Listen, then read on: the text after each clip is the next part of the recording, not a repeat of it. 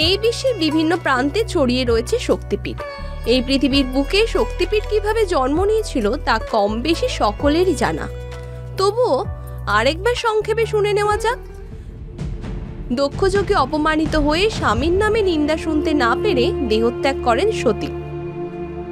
এমন সময় মহাদেব রেগে গিয়ে সতীর ঠান্ডা দেহ কাঁধে তুলে প্রলয় নাচন শুরু করেন।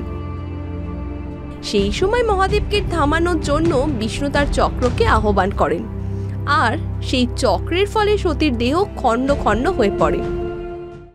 আর মর্তলোকে সতীর দেহ যেখানে যেখানে পড়ে সেখানেই একটা করে তৈরি হয় শক্তিপীঠ।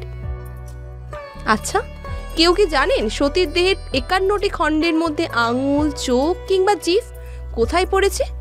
চলুন তাহলে জেনে নেওয়া যাক। কথিত আছে সতীর ডান পায়ের আঙুল পড়েছে কলকাতার কালীঘাটে, তেমনি আবার মহাদেবের পত্নীর জিভ পড়েছে হিমাচলের জ্বালামুখীতে। কিন্তু সেখানে আদতে কোনো জিভই নেই, রয়েছে শুধু অগ্নিশিখা, তাও আবার একটি নয় 7-7টি। এখানকার শিখার মাধ্যমেই নাকি ছুঁয়ে দেখা যায় সতী জ্বালামুখী মাতাকে, এমনটাই বিশ্বাস করেন ভক্তেরা। এই অগ্নিশিখাগুলিকে আবার কখনোই নিভতে দেখা যায় না। সতীর 51 পীঠের মধ্যে একটি অন্যতম একটি পীঠ।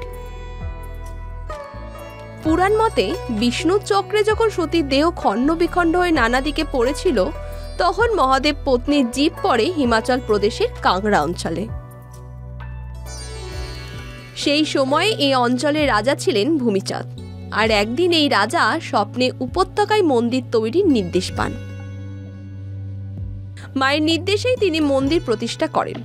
এখানে দেবীকে সিদ্ধিরা রূপে পুজো করা হয়।